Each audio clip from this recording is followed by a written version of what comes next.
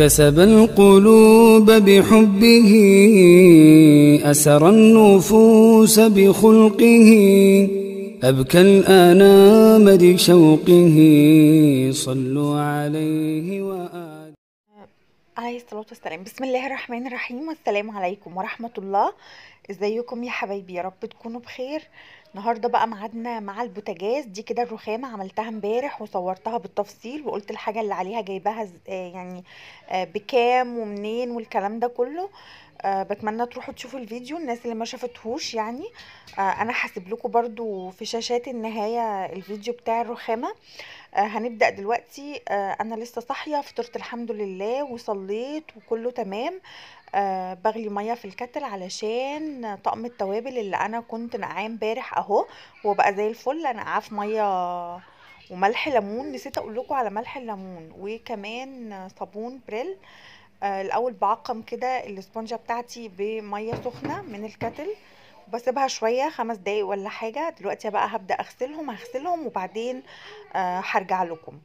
كلهم خلاص 16 انا غسلت واحدة كده طقم التوابل بقى زي بالغطيان الفل. بتاعتهم بقوا زي ملح الفل. الليمون يا حطيت بقى جماعه كده، تحفه تحطي اي حاجة، تحفه. قماشة بقى، فوطة، بحطهم كده كيس على اي مخدة، اي حاجه علشان حاجة خاطر يتصفوا. علشان خاطر اصفيه عليهم. وهنشوف بقى هو بقى زي دلوقتي الفل. البوتاجاز بتاعنا.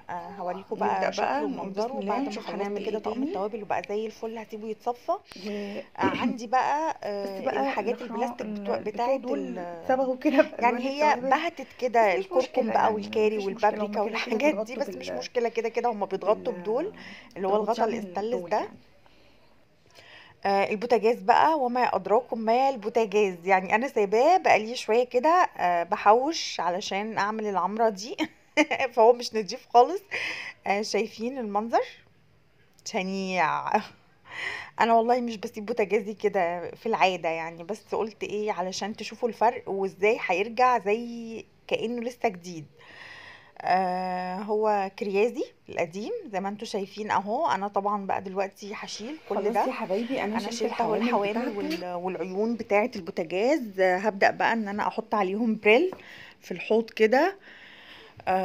بنقعهم كده في طبق يعني على بال ما بخلص اللي ورايا. شوية خل، وهحط كمان الخل طبعا مع البريل مفيش مشكلة طالما مش حاجة يعني هناكل فيها او كده. ميرو حبيبتي كنت سألتيني على الخل والبريل، بيعملوا مادة مسرطنة والعياذ بالله، ربنا يعافينا يا رب. ده بقى ملح ليمون. اهو بالشكل ده كده. انا هحط معلقة ملح ليمون وهنزل عليهم بمية سخنة، مية سخنة مغلية يعني. خلاص يا حبايبي. هو ده كده. انا هسيبهم خالص بقى دلوقتي منقوعين بقى في الخلطة بتاعتي دي، وهروح عشان طبعا هغسلهم بس مش دلوقتي خالص يعني. انا هسيبهم كده دلوقتي، اغطسهم كده بس في المية بتاعتي دي، وهروح عشان اشوف البوتاجاز بتاعي. طبعا هنا برضو حطيت ملح ليمون وخل وبريل وميه، وهبدأ بالسلكة الستانلس دي. تحفة تحفة، السيراميك بقى، بوتاجاز، اي حاجة. طبعا دي خاصة بالبوتاجاز بس يا جماعة، مش للمواعين خالص. متغسليش بحاجة بالسلكة بتاعت مواعينك اي حاجة يعني.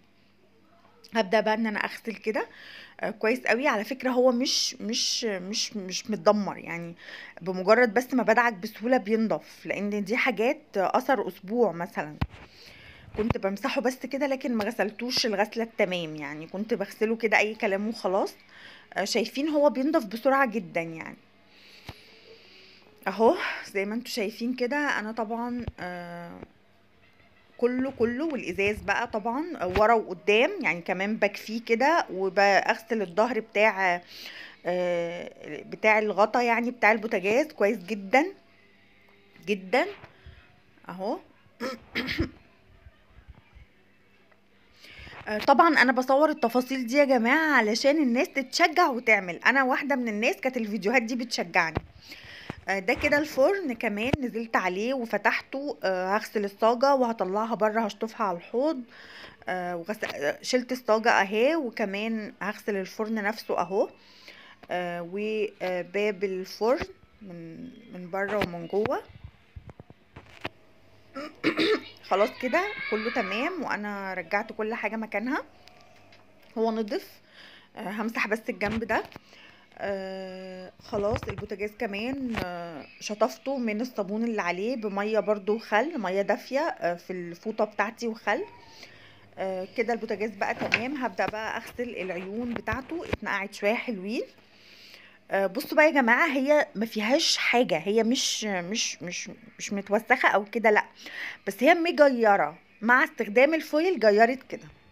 ركبت بقى الستيكر على الازاز اهو، انا جايباه طبعا من نفس لون الحاجه اللي انا حطيتها على الرخامه اهو. ده كده شكل الستيكر ده من غير لزق يا جماعه، يعني هو انا بفتحه لقيته كده من غير لزق، بحطه اتلزق، معرفش ازاي بصراحه، تقريبا ده طالع جديد او كده.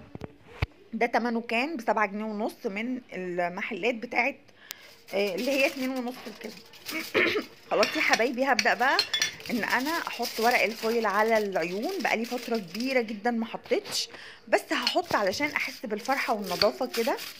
بغطي العين كلها، وبعدين بقطع كده الجزء اللي في النص بالشعلة بتاعتها، وبفتح مكان الاشعال الذاتي. وبعدين بحطها، بيبقى ده شكلها كده يعني هو ده. هكمل بقى الباقي، وبعدين هوريكم اهو. ده كده المنظر. طبعا هي بتدي شكل قوي. العين اللي في النص دي ما بستخدمهاش كتير، فبحط عليها من النص كده كمان ورق فويل، بس طبعا لو استخدمتها بشيل الورقة اللي في النص دي. خلاص، هو ده كده الشكل النهائي للبوتاجاز، بقى زي الفل. اتشجعي بقى يلا، وقومي كمان انتي اعملي حاجتك واللي وراكي قبل دخول الترم التاني والمدارس وكده. النظافة يا جماعة بتريح النفسية جدا. الارض طبعا لسه انا ما عملتهاش، بس بوريكم كده نظرة سريعة على البوتاجاز بعد النظافة. طبعا فرق شاسع، انتوا مش متخيلين ده بقى كده بيريح الواحد ازاي يعني. طقم التوابل بقى رجعت له، هو خلاص اتصفى ونشف تماما تماما. هبدأ بقى احط فيه حاجتي عشان اوريهولكم كمان برضو في النهاية شكله هيبقى عامل ازاي. هو بقى برضو زي الفل. ملح الليمون يا جماعة حاجة رائعة بجد، رائعة في التنظيف. انا جايبه بكام ملح ليمون؟ جايبه ب5 جنيه. ده كده توم باودر. هبدا بقى احط التوابل بتاعتي. توم الباودر سعره 80 جنيه، انا بجيب ب5 جنيه، يعني كل مره بجيب ب5 جنيه علشان ما يكتلش مني ويبقى رخم وما ينزلش وكده. فانت دايما هاتي ايه من العطاره دي، حاجات بسيطه. الشطه انا كنت حطاها في قرطاس كده من امبارح. تمام. برضو هرجع حاجتي بقى زي ما كانت كده. دي كده الشطه. ده القرنفل. يعني بشجعكم معايا. ده كده البصل البودر اهو. طبعا بحاول انزله كده شويه علشان ما يبقاش مليان على الاخر يبهدل لي الدنيا. دي حبه البركه، تحفه تحفه، بتقوي المناعه طبعا، والرسول عليه الصلاه والسلام حدثنا عن فايدتها. ده زعتر، وده كمون، فلفل اسمر. الفلفل الاسمر والكمون محتاجه اطحن لان دول خلاص كده قربوا يخلصوا. انا ما اجيبش ابدا ابدا الفلفل الاسمر والكمون مطحونين، لازم انا اللي اطحنهم في البيت. ويعني بصراحه بنصحكم انتوا كمان تعملوا كده.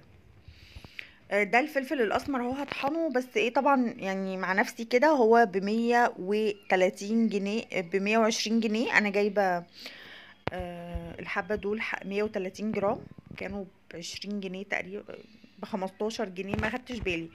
ده بقى المنظر النهائي بتاع طقم التوابل. هروح احطه هناك في الزاويه دي اهو بالشكل ده كده.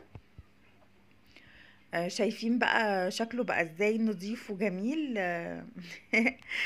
يعني هتفرق كتير قوي من غير تعب ولا حاجة. انا مجرد بس بنقع الحاجة في مية وخل وبريل وملح ليمون زي ما قلت لكم، بتبقى كده بأقل مجهود. يعني انا مش بتعب خالص في الدعك بقى لا لا لا، حاجات بسيطة خالص.